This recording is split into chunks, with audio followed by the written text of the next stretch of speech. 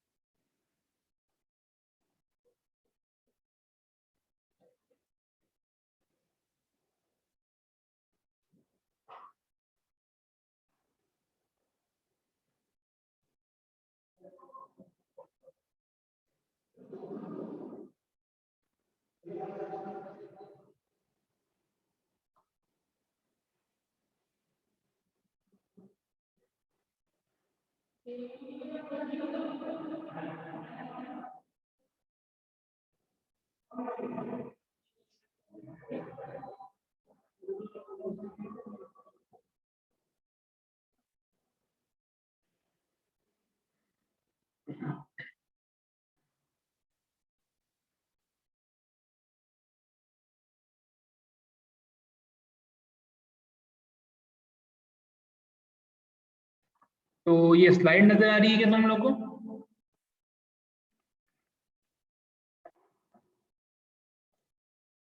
Yes sir, आ रही है। ठीक है, तो इसके लेक्चर ये 4th लेक्चर है और इसमें लेक्चर 3 में मैंने आपको इलेक्ट्रिक व्हीकल के बारे में बताया था। और इलेक्ट्रिक व्हीकल से पहले मैंने गैसोहॉल और थोड़ा सा एथिलीन एथेनॉल और उसके बारे में कुछ फ्यूल बायोडीजल के बारे में बता करके मैंने हिंट कर दिया था। लेक्चर नंबर 3 था, ये लेक्चर नंबर 4 है। और इसमें भी आपका ऑलमोस्ट ये आज का जो लेक्चर मॉड्यूल 6 है वो कंप्लीट हो जाएगा फ्यूल सेल तक का। इसमें 2 टॉपिक मुझे आपको बताने थे, वो है आपका एक हाइब्रिड इलेक्ट्रिक व्हीकल बताना है। हाइब्रिड इलेक्ट्रिक व्हीकल जिसके 2 कॉन्फ़िगरेशन के फॉर्मेट में आता है, जिसमें एक series hybrid electric configuration use होता है और parallel hybrid electric vehicle configuration use होता है। तो ये हाइब्रिड इलेक्ट्रिक व्हीकल के बारे में मुझे आपको बताना था। और एक मुझे आपको बताना था फ्यूल सेल के बारे में और उसके एप्लीकेशन के बारे में। ये काफी इंपॉर्टेंट है, फ्यूल सेल काफी पूछा जाता है, फ्यूल सेल के बारे में आपको ध्यान देना चाहिए। ये हाइब्रिड इलेक्ट्रिक व्हीकल के बारे में भी आपको जानना चाहिए कि क्या होता है। जो हम लोग जो आप जो टूटू बोलते हो या टोटो बोलते हो, जो टोटो बोलते हो जो आता है, इसमें ऑलमोस्ट वैसा ही है ये हाइब्रिड इलेक्ट्रिक व्हीकल। तो एज एग्जांपल हम उसको ले सकते हैं। तो हाइब्रिड इलेक्ट्रिक व्हीकल के बारे में जानना जरूरी है, जिसमें 2 मोड यूज होते हैं। जिसमें तो ये जो हाइब्रिड इलेक्ट्रिक व्हीकल, इसका स्टार्ट करते हैं क्लास को आज, है ना। तो हाइब्रिड इलेक्ट्रिक व्हीकल एक ऐसा व्हीकल होता है जो व्हीकल को प्रोपेल कर सके और जिसके पास 2 या 2 से अधिक पावर सोर्स होते हैं। अगर एग्जांपल के लिए हम अगर देखते हैं तो ऐसे समझ सकते हैं कि मान लो अगर एक मोपेड ले लो जिसमें पेट्रोल इंजन एक पावर सोर्स होता है और दूसरा पावर सोर्स आपका पेडल पावर होता है, तो ये जस्ट उसी के जैसे ही रहता है। मतलब एक सिंपल एग्जांपल के तौर पे समझ सकते हो। या कुछ अगर वास्ट एग्जांपल के बेस पे चलना चाहते हो, हायर एग्जांपल के बेस पे चलना चाहते हो, तो देख सकते हो कुछ अदर व्हीकल भी होते हैं जो हाइब्रिड की जैसे जस्ट क्लोज होते हैं। इनमें से जैसे मान लो ट्रेन को इंक्लूड कर सकते हो जो कि डीजल और इलेक्ट्रिक दोनों प्रकार से चाहे ऑपरेट होता है, या चाहो तो ऐसे हाइब्रिड जो कि जस्ट हाइब्रिड की जस्ट क्लोज होते हैं, ऐसे अदर व्हीकल में आप सबमरीन्स को इंक्लूड कर सकते हो। सबमरीन जो कि न्यूक्लियर और इलेक्ट्रिक दोनों से चलते हैं, दोनों से ऑपरेट होते हैं। तो हालांकि हाइब्रिड इलेक्ट्रिक व्हीकल जो होते हैं वो उनका ऑपरेशन जो होता है वो थोड़ा क्वाइटली ऑपरेट करते हैं और ऑलमोस्ट जीरो एमिशन प्रोड्यूस करते हैं। जो आपके जो हाइब्रिड इलेक्ट्रिक व्हीकल जो होते हैं जीरो एमिशन प्रोड्यूस करते हैं। इलेक्ट्रिक व्हीकल का डिसएडवांटेज क्या है कि व्हीकल को प्रोपेल करने के लिए इसमें हैवी वेट वाली बैटरी की जरूरत पड़ती है। और एक डिसएडवांटेज ये भी है कि अगर कम से कम दूरी तय करने के लिए अगर हम बैटरी चार्ज नहीं होती है तो बैटरी को चार्ज करना पड़ता है ताकि व्हीकल चल सके। बिना बैटरी चार्ज किए आप व्हीकल को आगे बढ़ा नहीं सकते। ये एक डिसएडवांटेज है हाइब्रिड इलेक्ट्रिक व्हीकल का। एक हाइब्रिड कार जो होता है वो लो एमिशन और fuel consumption of electric vehicle को कंबाइन करता है। Fuel consumption of electric vehicle और लो एमिशन को कंबाइन करता है एक हाइब्रिड कार जो होता है। और लो डिस्टेंस पर ट्रेवल करने के लिए लाइट वेट व्हीकल को प्रोवाइड करता है। ये लाइट वेट व्हीकल को प्रोवाइड करता है लो डिस्टेंस ट्रेवल करने के लिए। एक हाइब्रिड व्हीकल इफेक्टिवली एक या एक से अधिक पावर सोर्स को यूज करता है ताकि व्हीकल प्रोपेल हो सके। और ये डिपेंड करता है कि किस तरह का हाइब्रिड सिस्टम डिजाइंड है, उसके ऊपर डिपेंड करता है ये हाइब्रिड व्हीकल जो है। तो ये डिपेंड करता है कि किस तरह का हाइब्रिड सिस्टम डिजाइंड है। और जनरेटर को ड्राइव कराने के लिए as a function petrol engine का काम करता है। इसमें जो हाइब्रिड व्हीकल कार में जनरेटर को ड्राइव कराने के लिए एज ए पेट्रोल इंजन इसमें काम करता है, एज ए फंक्शन काम करता है। मेनली यहाँ जनरेटर बैटरी चार्ज करता है जो कि इलेक्ट्रिक मोटर को पावर देता है और उसके बाद व्हीकल ट्रांसमिशन को पावर देता है। यहाँ पर ये देखा जा सकता है कि यहाँ ये पेट्रोल इंजन और इलेक्ट्रिक मोटर को कुछ अल्टरनेटिव डिजाइन अलाउ करता है जिससे व्हीकल ट्रांसमिशन सिस्टम को पावर प्रोवाइड करने में सेलेक्ट करता है। टिपिकल हाइब्रिड कार के फॉलोइंग कंपोनेंट होते हैं। अगर हाइब्रिड कार के अगर हम कंपोनेंट देखते हैं तो उसके फॉलोइंग कंपोनेंट होते हैं। पहला कंपोनेंट क्या है? पहला कंपोनेंट आपका पेट्रोल इंजन है। दूसरा कंपोनेंट उसका इलेक्ट्रिक मोटर है। तीसरा कंपोनेंट इसका ट्रांसमिशन सिस्टम है। चौथा कंपोनेंट इसका फ्यूल टैंक है। पांचवा कंपोनेंट इसका बैटरी है। पेट्रोल इंजन में देखते हैं कि पेट्रोल इंजन जो होता है इसमें इंजन जो यूज किया जाता है वो सिमिलर होता है जो कि कन्वेंशनल व्हीकल में यूज किया जाता है। जैसे कि एग्जांपल के लिए 4 सिलेंडर 4 स्ट्रोक नॉर्मली एस्पायरेटेड इसमें होता है, यूज किया जाता है। और हाउएवर जो भले ही कैपेसिटी ऑफ द इंजन जो यूज होती है वो रिलेटिवली स्मॉल होती है। इसमें जो हाइब्रिड इलेक्ट्रिक व्हीकल में कैपेसिटी ऑफ इंजन जो होती है वो काफी रिलेटिवली स्मॉल होती है। और ये इंजन जो होते हैं वो लाइट वेट होते हैं और वेरी फ्यूल इफिशियंट होते हैं। इसमें जो फ्यूल इंजन जो पेट्रोल इंजन जो यूज होता है हाइब्रिड इलेक्ट्रिक व्हीकल के लिए ये काफी लाइट वेट होते हैं और ये इंजन जो होते हैं काफी फ्यूल एफिशिएंट होते हैं। फ्यूल के मामले में एफिशिएंट होते हैं, फ्यूल इफिशिएंट होते हैं ये। दूसरा कंपोनेंट मैं आपको बताया था जो कि इलेक्ट्रिक मोटर है। इलेक्ट्रिक मोटर दूसरा कंपोनेंट है। इलेक्ट्रिक मोटर जो यूज किया जाता है वो प्रोपेल करने के लिए, कार को प्रोपेल करने के लिए यूज किया जाता है। हालांकि with the use of electronic technology जो मोटर जो है वो फंक्शन करता है एज जनरेटर, जनरेटर के जैसा भी फंक्शन कर सकता है। और एज ए जनरेटर जब वो फंक्शन करता है तो वो बैटरी को रिचार्ज करने के लिए भी यूज किया जा सकता है। तो इलेक्ट्रिक मोटर इसमें यूज होता है। तीसरा कंपोनेंट यहाँ पर मैंने आपको बताया ट्रांसमिशन सिस्टम होता है। ट्रांसमिशन सिस्टम या तो मैनुअली ऑपरेट हो सकता है या फिर ऑटोमेटिकली ऑपरेट हो सकता है। तो उसमें इसमें जो ट्रांसमिशन सिस्टम है तो बीच में जो होता है वो ट्रांसमिशन सिस्टम होता है। वो या तो वो मैनुअल होता है ट्रांसमिशन सिस्टम या फिर आपका ऑटोमेटिक ट्रांसमिशन सिस्टम यूज होता है इसमें। चौथा जो कंपोनेंट है वो है आपका फ्यूल टैंक। फ्यूल टैंक जो होता है वो चौथा कंपोनेंट है। इसमें जो चौथा कंपोनेंट है वो आपका फ्यूल टैंक है। फ्यूल टैंक जो यूज किया जाता है वो पेट्रोल को स्टोर करने के लिए, अगर पेट्रोल इंजन यूज कर रहे हैं तो पेट्रोल को स्टोर करने के लिए फ्यूल टैंक यूज किया जाता है, ये आपको पता ही है। और पांचवा कंपोनेंट है हाइब्रिड इलेक्ट्रिक व्हीकल का बैटरी। बैटरी जो होती है वो प्रोवाइड करती है एनर्जी सोर्स को, जो इलेक्ट्रिक मोटर के लिए बैटरी जो है एनर्जी सोर्स प्रोवाइड करती है। ये या तो एक्सटर्नल पावर सोर्स के द्वारा रिचार्ज की जाती है या फिर जनरेटर मोटर के द्वारा रिचार्ज की जाती है। जब generator motor as a functioning generator अगर यूज किया जा रहा है तो जनरेटर मोटर के द्वारा रिचार्ज की जा रही है, तो बैटरी इसमें यूज की जाती है। तो इस प्रकार से हाइब्रिड इलेक्ट्रिक व्हीकल में 5 प्रकार के कंपोनेंट यूज होते हैं। पेट्रोल इंजन, दूसरा इलेक्ट्रिक मोटर, और तीसरा ट्रांसमिशन सिस्टम, और चौथा है फ्यूल टैंक, और पांचवा है बैटरी। आते हैं कॉन्फ़िगरेशन में। ये डायग्राम में आपको यहाँ पर दिखाई दे रहा है हाइब्रिड इलेक्ट्रिक व्हीकल का कॉन्फ़िगरेशन। 2 प्रकार का कॉन्फ़िगरेशन है, एक series hybrid electric vehicle configuration है और दूसरा देखो यहाँ पर पैरेलल हाइब्रिड इलेक्ट्रिक कॉन्फ़िगरेशन बता रहा हूँ।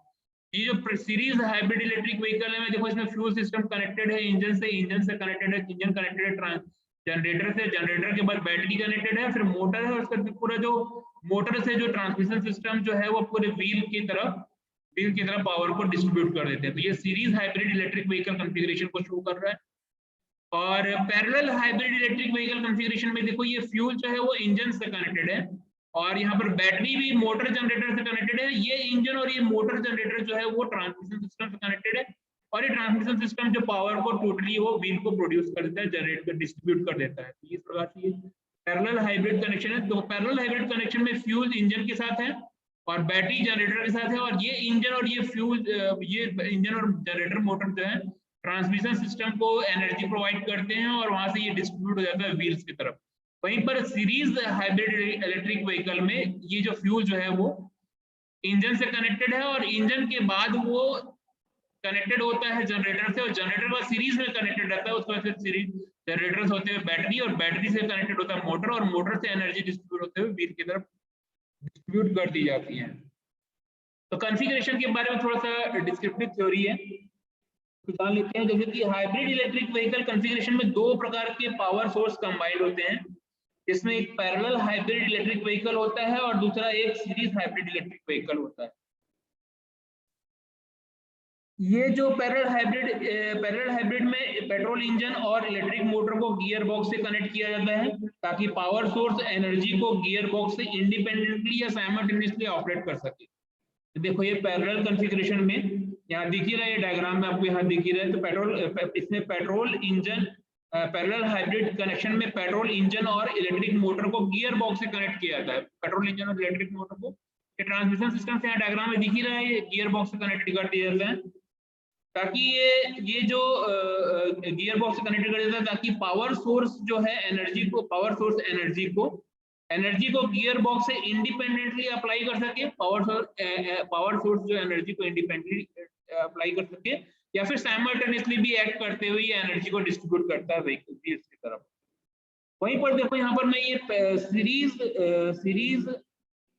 सीरीज हाइब्रिड कॉन्फ़िगरेशन यहाँ पर शो कर रहा हूँ। ये सीरीज हाइब्रिड कॉन्फ़िगरेशन में यहाँ पर क्या होता है कि इस कॉन्फ़िगरेशन में पेट्रोल इंजन और इलेक्ट्रिक मोटर को के पावर को डिफरेंट मैनर में यूटिलाइज किया जाता है। पेट्रोल इंजन और इलेक्ट्रिक मोटर के पावर को डिफरेंट मैनर में यूटिलाइज किया जाता है। यहाँ पर पेट्रोल इंजन के पावर को जनरेटर में सप्लाई करता है। देखो पेट्रोल जो है यहाँ इंजन के पावर को जनरेटर में सप्लाई करता है और फिर जनरेटर सप्लाई करता है, और जिससे या तो बैटरी को पावर दिया जाता है, देखो यहाँ बैटरी को पावर दिया जाता है, या फिर इलेक्ट्रिक मोटर को डायरेक्टली पावर सप्लाई कर दिया जाता है। इसके बाद इलेक्ट्रिक मोटर जो होता है वो गियर बॉक्स को पावर सप्लाई करता है, और सीरीज एप्लीकेशन में यहाँ पर देखा जाता है कि पावर जो है यहाँ पर इलेक्ट्रिक मोटर को गियर बॉक्स को पावर सप्लाई करता है और गियर बॉक्स से होते हुए पूरे व्हील को ये पावर सप्लाई डिस्ट्रीब्यूट कर दी जाती है। सीरीज एप्लीकेशन में petrol engine directly gear box को पावर सप्लाई नहीं करता। पेट्रोल इंजन जो होता है डायरेक्टली गियर बॉक्स को पावर सप्लाई नहीं करता है। यहाँ पर पावर सोर्स सीरीज में कनेक्टेड होते हैं, जिसके चलते इस कॉन्फ़िगरेशन को series hybrid electric vehicle configuration का नाम दिया गया। तो ये सीरीज हाइब्रिड इलेक्ट्रिक कॉन्फ़िगरेशन का थोड़ा सा डिस्क्रिप्टिव नॉलेज है, ये आपको पता होना चाहिए। पूरा जो है ये मैंने डिस्क्राइब किया हूँ। अच्छा, यहाँ पर आते हैं, इसका जो है ये एक एडवांटेज क्या है, एडवांटेज क्या है हाइब्रिड इलेक्ट्रिक व्हीकल का। हाइब्रिड इलेक्ट्रिक व्हीकल का एडवांटेज ये है कि ये लो एग्जॉस्ट एमिशन लेवल को मेंटेन करता है, लो एग्जॉस्ट एमिशन लेवल को मेंटेन करता है। दूसरा, operating range of the hybrid vehicle जो है वो कंपेरेबल होता है कन्वेंशनल व्हीकल के रिस्पेक्ट में, कन्वेंशनल व्हीकल के रिस्पेक्ट में ये कंपेरेबल है। इसको हम उसके रिस्पेक्ट में भी हम इसको कंपेरेटिव कर सकते हैं। तो ऑपरेटिंग रेंज जो है, ऑपरेटिंग रेंज जो है हाइब्रिड व्हीकल का वो कंपेरेबल है विद द कन्वेंशनल व्हीकल के ऑपरेटिंग रेंज के साथ में। तो हम देखें ये हाइब्रिड इलेक्ट्रिक व्हीकल को हम ये ऑलमोस्ट सिटी में देखे हैं, आप जब कभी भी रेलवे स्टेशन जाते हैं तो आपको चौराहे पे मिल जाती है हाइब्रिड इलेक्ट्रिक व्हीकल। अच्छा, इसका डिसएडवांटेज क्या है कि ये बल्की और हैवी होता है। ये जो हाइब्रिड इलेक्ट्रिक व्हीकल होता है वो बल्की होता है और हैवी होता है, ये इसका डिसएडवांटेज है। और दूसरा क्या है कि ये वेरी कॉम्प्लिकेटेड कंट्रोल सिस्टम को रिक्वायर करता है, ये रिक्वायर करता है कॉम्प्लिकेटेड कंट्रोल सिस्टम को, कंट्रोल सिस्टम से थोड़ा सा कॉम्प्लिकेटेड रहता है। अच्छा, तीसरा चीज क्या है कि इसका कॉस्ट जो है वो काफी हाई होता है, जो हाइब्रिड इलेक्ट्रिक व्हीकल जो होता है उसका कॉस्ट जो होता है वो काफी थोड़ा सा हाई होता है। ये हाइब्रिड इलेक्ट्रिक व्हीकल के बारे में डिस्क्रिप्टिव नॉलेज है, एडवांटेज और डिसएडवांटेज है। फ्यूल सेल एक टॉपिक बच गया है आपका इसमें, इस चैप्टर में फ्यूल सेल के बारे में आते हैं। Fuel cell electrochemical energy conversion device होता है, और ये जो फ्यूल सेल है केमिकल हाइड्रोजन और ऑक्सीजन को वाटर में कन्वर्ट करता है, और वाटर के साथ इलेक्ट्रिसिटी भी प्रोड्यूस करता है, और as a by product heat भी प्रोड्यूस करता है, जो फ्यूल सेल होता है। फ्यूल सेल के प्रिंसिपल को अगर देखा जाए तो फ्यूल सेल के एक बैटरी की जैसे ऑपरेट होता है। फ्यूल सेल का अगर प्रिंसिपल देखा जाए तो ये एक बैटरी की जैसे ऑपरेट होता है, जिसमें जितनी देर तक ये फ्यूल को सप्लाई करोगे उतनी देर तक के इलेक्ट्रिसिटी प्रोड्यूस करता है। ये फ्यूल सेल का थोड़ा सा इंट्रोडक्शन था। अच्छा, कंस्ट्रक्शन में आते हैं। देखो ये कंस्ट्रक्शन यहाँ पर दिया हो, देखो ये एनोड कैटलिस्ट यहाँ यूज हो रहा है, बीच में यहाँ पर ये एक मेम्ब्रेन है, ये मेम्ब्रेन में पॉजिटिव हाइड्रोजन आयन इसके अंदर में कंसिस्ट है, ये एनोड कैटलिस्ट है। और इसके दूसरे तरफ में देखो ये कैथोड कैटलिस्ट है। तो ये एनोड जो है यहाँ पर देखो ये निगेटिव और जो कैथोड है वो पॉजिटिव है। तो ये देखो यहाँ पर ये कैथोड जो पॉजिटिव उसके अंदर ऑक्सीजन यहाँ पर आयन है, और यहाँ पर देखो इलेक्ट्रॉन आयन है, जिसमें देखो फ्यूल के बेस पर यहाँ पर हाइड्रोजन को यूज किया जाता है। ये यहाँ पर इंडिकेट कर रहा है, ये पूरा डायग्राम है ये यहाँ पर, और इन दोनों के बीच में एक सर्किट बना हुआ है। और ये देखो ये जब जब वोल्ट प्रोड्यूस होता है उसके बाद इलेक्ट्रिसिटी जो प्रोड्यूस होती है, तो इलेक्ट्रिक सर्किट में यहाँ पर अगर हम बल्ब को कनेक्ट करते हैं तो यहाँ से ये हम यहाँ पर एनर्जी को प्रोड्यूस कर सकते हैं। तो ये लाइट एनर्जी जो है यहाँ पर जनरेट होती है।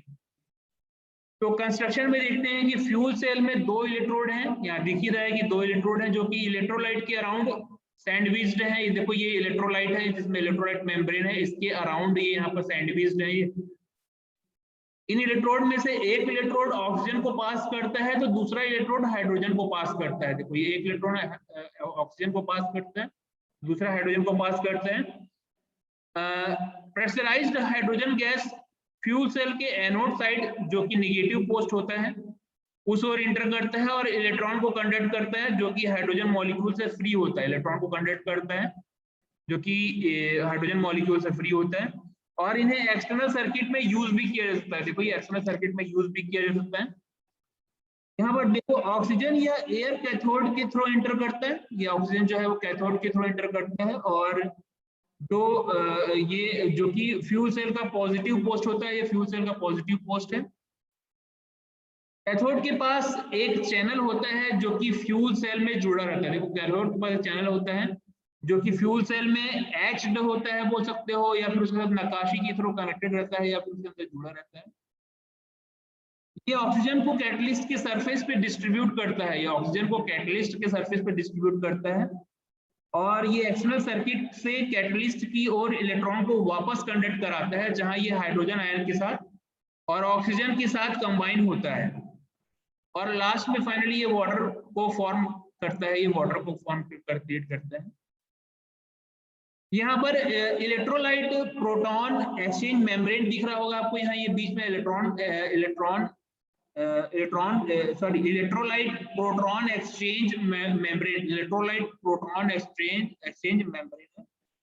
ये मटेरियल को ऐसे ट्रीट करता है कि पॉजिटिवली चार्ज आयन ही कंडक्ट होते हैं और मेम्ब्रेन इलेक्ट्रॉन को ब्लॉक कर देते हैं। इनका फंक्शन जो है इलेक्ट्रॉन को ब्लॉक कर देते हैं। अच्छा, वर्किंग प्रिंसिपल में आते हैं। यहाँ पर इसका वर्किंग प्रिंसिपल क्या है? जब हाइड्रोजन मॉलिक्यूल कैटलिस्ट पर प्लेटिनम के कांटेक्ट में आते हैं, देखो जब हाइड्रोजन मॉलिक्यूल जब प्लेटिनम के कांटेक्ट में आते हैं तो तब यहाँ हाइड्रोजन आयन और इलेक्ट्रॉन आयन में ये स्प्लिट हो जाता है, विभक्त, दो भागों में टूट जाता है, विभक्त हो जाता है।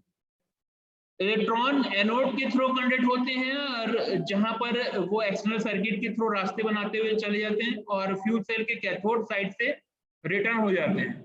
ये इसका वर्किंग प्रिंसिपल है।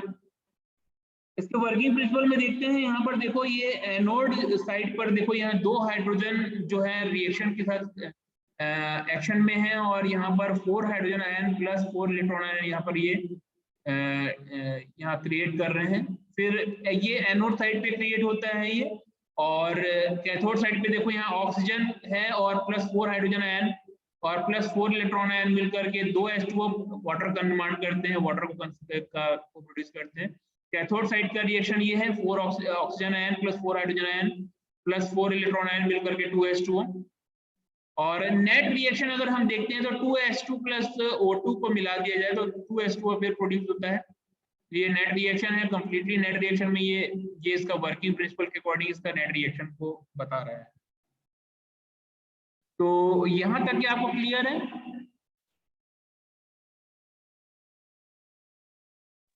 Yes sir. तो ये वर्किंग प्रिंसिपल है और थोड़ा सा इसके आगे में कुछ बातें और हैं। जैसे कि जब ये रिएक्शन होता है यहाँ पर देखोगे 2H2 और 4H आयन और 4 इलेक्ट्रॉन जनरेट हो रहे हैं। ऑक्सीजन और 4H आयन और 4 इलेक्ट्रॉन आयन जो नेगेटिव आयन जो है लोग मिल करके 2H2 बना रहे हैं और 2H2 और प्लस ऑक्सीजन जो है मिल करके 2H2 बना रही है। ये नेट रिएक्शन पर हो रहा है, एनोड साइड पर हो रहा है, कैथोड साइड पर हो रहा है, ये मैंने बताया हूँ। तो यहाँ पर इसी के साथ साथ क्या होता है कि इसी टाइम पर ऑक्सीजन गैस जो है फ्यूल सेल के कैथोड साइड से होते हुए कैटलिस्ट से फोर्स्ड होते हैं, कैथोड साइड से होते हुए कैटलिस्ट से फोर्स होते हैं और जहां पर दो ऑक्सीजन एटम को बनाते हैं। ये हर एक एटम एक स्ट्रॉन्ग निगेटिव चार्ज होता है और ये निगेटिव आयन को अट्रैक्ट करते हैं।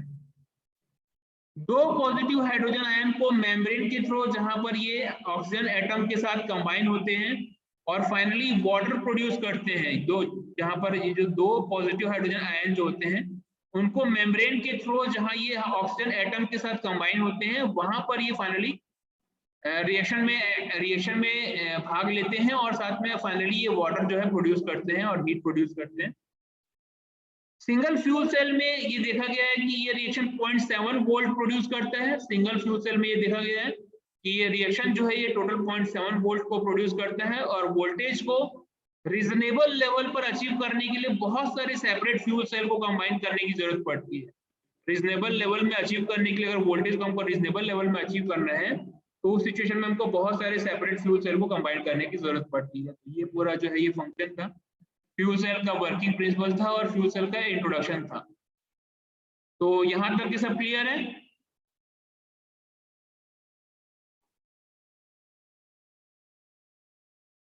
यहां तक के सब क्लियर है? Yes sir. ठीक है। तो एडवांटेज और डिसएडवांटेज एप्लीकेशन में मैं थोड़ा बाद में जाऊंगा, पहले मैं आप लोग का अटेंडेंस ले लेता हूं।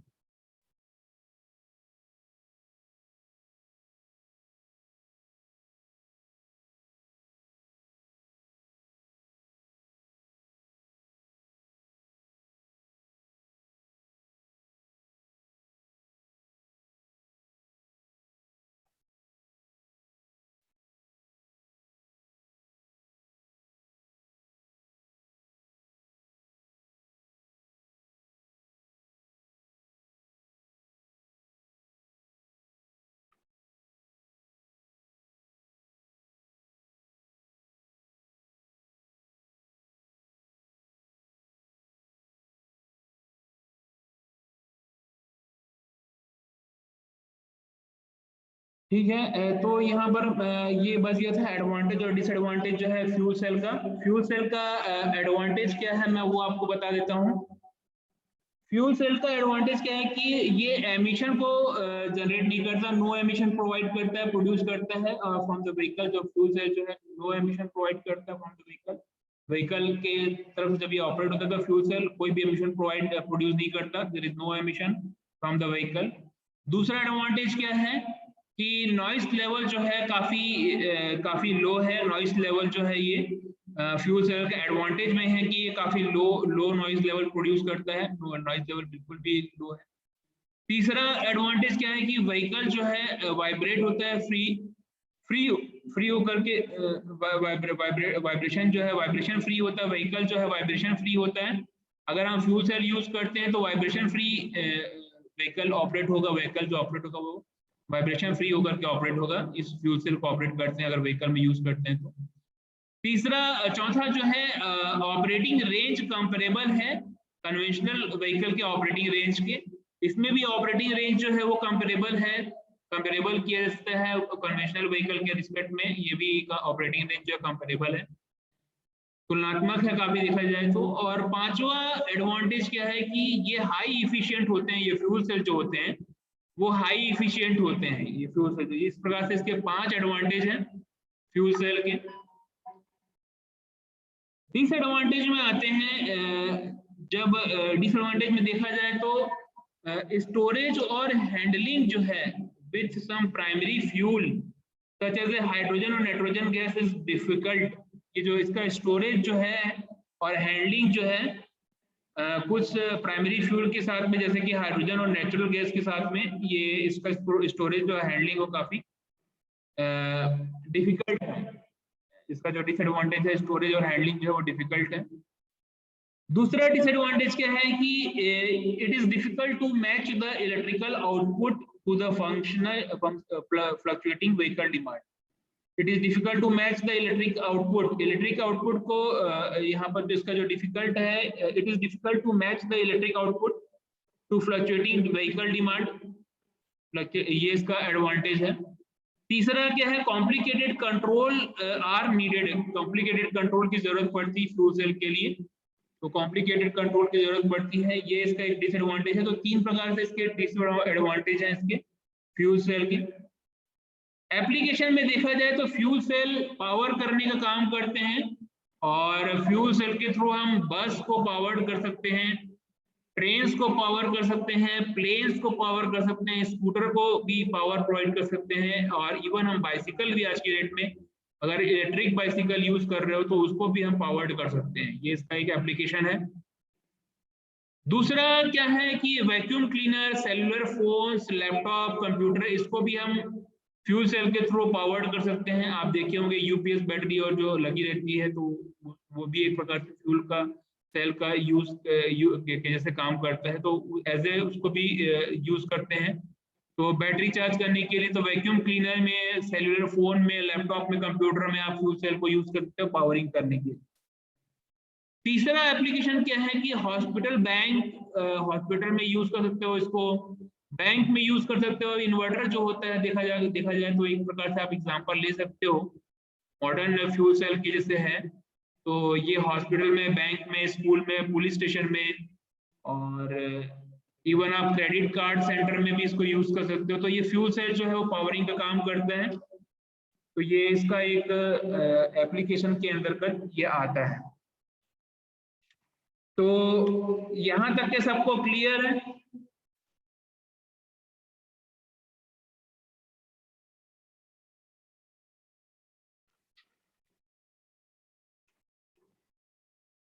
तो थोड़ा सा मैं Yes, sir. रिवाइंड कर, चलो ठीक है, ये आप लोगों का कॉन्सेप्ट क्लियर है मेरे ख्याल से। तो आपको थोड़ा सा मैं रिवाइंड कर देता हूँ कि हाइब्रिड इलेक्ट्रिक व्हीकल एक ऐसा व्हीकल होता है जो कि प्रोपेल कर सके, जिसके पास 2 या 2 से अधिक पावर सोर्स होते हैं। उदाहरण के बेस पे हम देखा जाए तो मोपेड को देख सकते हैं, ये मैंने आपको स्टार्टिंग में बताया। कुछ अदर व्हीकल भी होते हैं जो कि हाइब्रिड जस्ट क्लोज होते हैं, जैसे कि ट्रेन को इंक्लूड कर सकते हो जो कि इलेक्ट्रिक और डीजल दोनों से ऑपरेट होते हैं। वहीं पर सबमरीन को भी आप इंक्लूड कर सकते हो जो कि क्लोज होते हैं हाइब्रिड के, जैसे कि आप सबमरीन में जो कि न्यूक्लियस और इलेक्ट्रिक दोनों से चलते हैं, ये आप इनको इंक्लूड कर सकते हो। लेकिन इलेक्ट्रिक व्हीकल में डिसएडवांटेज क्या है कि व्हीकल को प्रोपेल करने के लिए हैवी वेट वाली बैटरी की जरूरत पड़ती है, ये इसका डिसएडवांटेज है। हाइब्रिड कार जो होता है वो लो एमिशन और fuel consumption of electric vehicle को कंबाइन करता है। लॉन्ग डिस्टेंस में भी ट्रेवल करने के लिए जो हाइब्रिड इलेक्ट्रिक व्हीकल जो है उसके लिए लॉन्ग डिस्टेंस भी ट्रेवल कर रहा है तो आपकी बैटरी चार्ज होनी चाहिए, अदरवाइज ये ऑपरेट नहीं हो सकता। अच्छा, यहाँ पर देखा गया कि ये डिपेंड करता है किस तरह का हाइब्रिड सिस्टम डिजाइन है। जनरेटर को ड्राइव कराने के लिए as a function petrol engine काम करता है। इसमें मेनली जनरेटर बैटरी चार्ज करता है जो कि इलेक्ट्रिक मोटर को पावर देता है और उसके बाद व्हीकल ट्रांसमिशन को भी पावर देता है। यहाँ से ये पेट्रोल इंजन इलेक्ट्रिक मोटर को कुछ अल्टरनेटिव डिजाइन अलाउ करता है जिसमें व्हीकल ट्रांसमिशन सिस्टम को पावर प्रोवाइड करने के लिए सेलेक्ट किया जाता है। इलेक्ट्रिक हाइब्रिड व्हीकल में फॉलोइंग कंपोनेंट है। पहला पेट्रोल इंजन है जो कि आप 4 सिलेंडर 4 स्ट्रोक इंजन को आप जानते हो, वो पेट्रोल इंजन कन्वेंशनल इंजन में जो यूज होता है वो एक इसका कंपोनेंट है ये हाइब्रिड इलेक्ट्रिक व्हीकल का। दूसरा जो कंपोनेंट है वो आपका इलेक्ट्रिक मोटर है। इलेक्ट्रिक मोटर जो कि यूज किया जाता है वो कार को प्रोपेल करने के लिए। However with the use of electronic technology, देखा जाए अगर इलेक्ट्रॉनिक टेक्नोलॉजी को यूज करते हैं तो motor can also function as a generator, generator जैसा फंक्शन कर सकता है जो कि बैटरी को रिचार्ज करने के लिए यूज किया जाता है। ट्रांसमिशन सिस्टम एक तीसरा कंपोनेंट है हाइब्रिड इलेक्ट्रिक व्हीकल का, जिसमें हाइब्रिड इलेक्ट्रिक व्हीकल में ये मैनुअली और ऑटोमेटिक दोनों प्रकार से हो सकता है। ट्रांसमिशन सिस्टम इसका जो है हाइब्रिड इलेक्ट्रिक व्हीकल का। फोर्थ कंपोनेंट क्या है इसका? फ्यूल टैंक है। फ्यूल टैंक जो कि यूज करता है पेट्रोल को स्टोर करने के लिए, जैसे पेट्रोल इंजन यूज किया जाता है फ्यूल टैंक के बेस पे अगर देखा जाए तो। अच्छा, पांचवा क्या है इसमें बैटरी यूज होती है, ये मैंने आपको बताया। तो ये हाइब्रिड इलेक्ट्रिक व्हीकल के कंपोनेंट है। इस हाइब्रिड इलेक्ट्रिक व्हीकल में दो प्रकार के कॉन्फ़िगरेशन है, एक सीरीज कॉन्फ़िगरेशन है, एक पैरेलल कॉन्फ़िगरेशन है।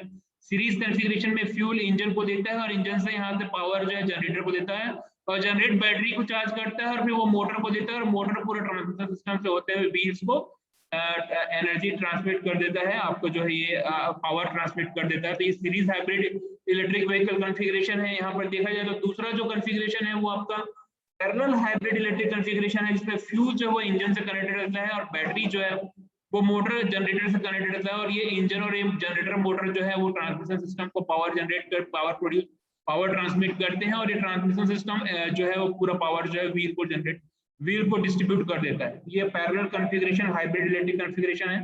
एडवांटेज में देखा जाए तो लो एग्जॉस्ट एमिशन लेवल है आपका जो हाइब्रिड इलेक्ट्रिक व्हीकल का।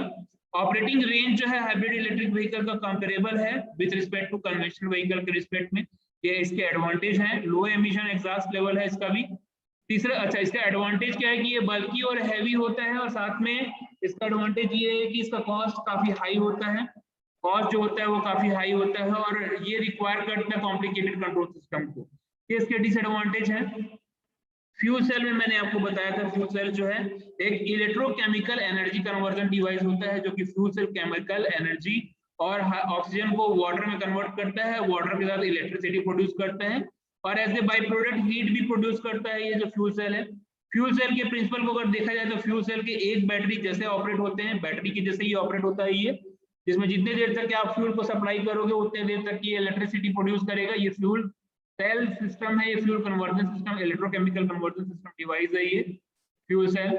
इसमें कंस्ट्रक्शन में मैंने आपको बताया कि देखो यहाँ पर एक पॉलीमर इलेक्ट्रोलाइट मेम्ब्रेन है जिसमें पॉजिटिव आयन रहते हैं। ये जो है ये एनोड कैटलिस्ट और इसके अराउंड में कैथोड कैटलिस्ट ये सैंडविच्ड होते हैं। यहाँ पर ये एक के बाद एक सैंडविच्ड होते हैं यहाँ पर ये, और ये जो कैथोड है और एनोड है इनसे पावर जनरेट करके हम इलेक्ट्रिसिटी प्रोड्यूस कर सकते हैं। ये इलेक्ट्रिक सर्किट है।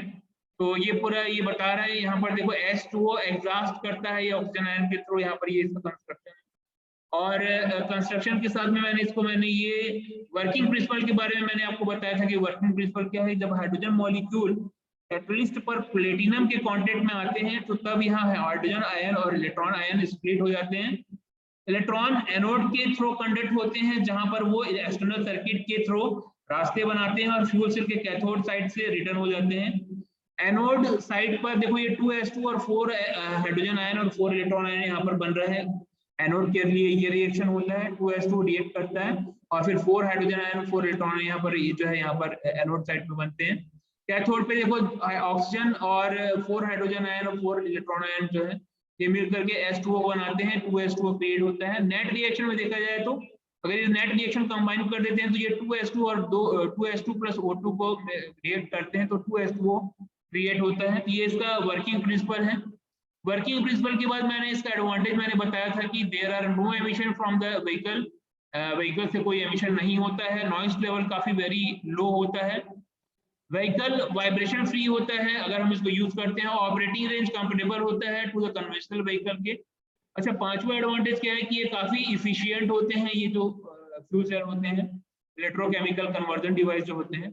और डिसएडवांटेज में मैंने ये बताया आपको कि स्टोरेज हैंडलिंग जो है काफी primary fuel such as hydrogen और नेचुरल गैस के रिस्पेक्ट में डिफिकल्ट होते हैं। इसका डिसएडवांटेज मैंने ये भी बताया कि कॉम्प्लिकेटेड कंट्रोल की जरूरत पड़ती है, जब इसको कॉम्प्लिकेटेड कंट्रोल की जरूरत पड़ती है हैंडल करने के लिए, इससे डिसएडवांटेज में से है। एप्लीकेशन क्या है इसका, फ्यूल सेल जो है वो पावर करते हैं, बसेस को पावर कर सकते हैं, ट्रेन को पावर कर सकते हैं, पावर्ड कर सकते हैं, और प्लेन को, स्कूटर को, इवन ये बाइसिकल को भी पावर्ड कर सकते हैं। इसका दूसरा एप्लीकेशन क्या है कि vacuum cleaner, cellular phone, laptop, computer में भी इसका पावर्ड करने के लिए यूज किया जाता है। इसको हम वाइड लेवल पर भी इसको हम यूज कर सकते हैं, जैसे कि आपका हॉस्पिटल हो गया, बैंक हो गया, स्कूल हो गया, पुलिस स्टेशन हो गया, क्रेडिट कार्ड सेंटर हो गया, इन सब एक्सेट्रा में हम इसको अब यहाँ पर आप इसको पावरिंग करने के लिए इस फ्यूल सेल को यूज कर सकते हो। तो एप्लीकेशन में था ये, इसका 3 चीज मैंने आपको बता दिया। तो यहाँ तक के सबको क्लियर है?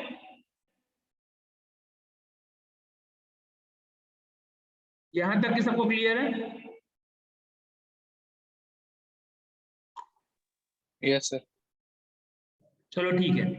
तो इस प्रकार से 4 लेक्चर में ये पूरा ये जो ये चैप्टर है कंप्लीट हो गया।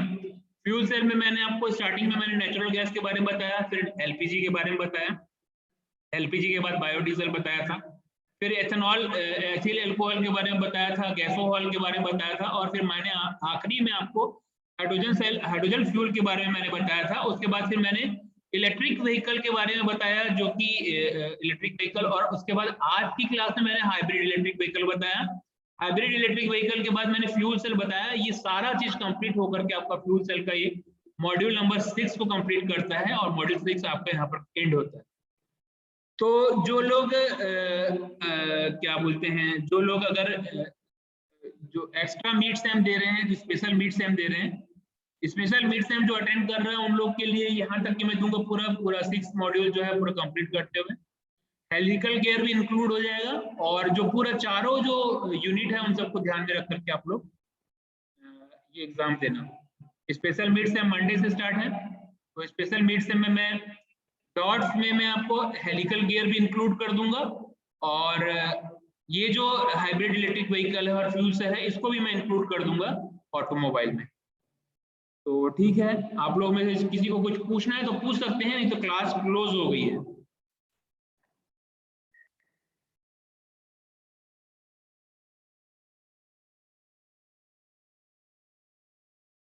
सर और कितना दिन क्लास चलेगा?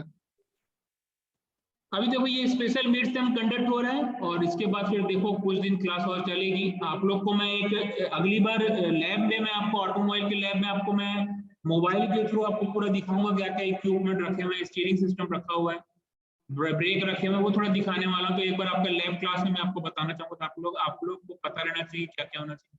अगली बार का लैब क्लास जरूर अटेंड करना आप लोग।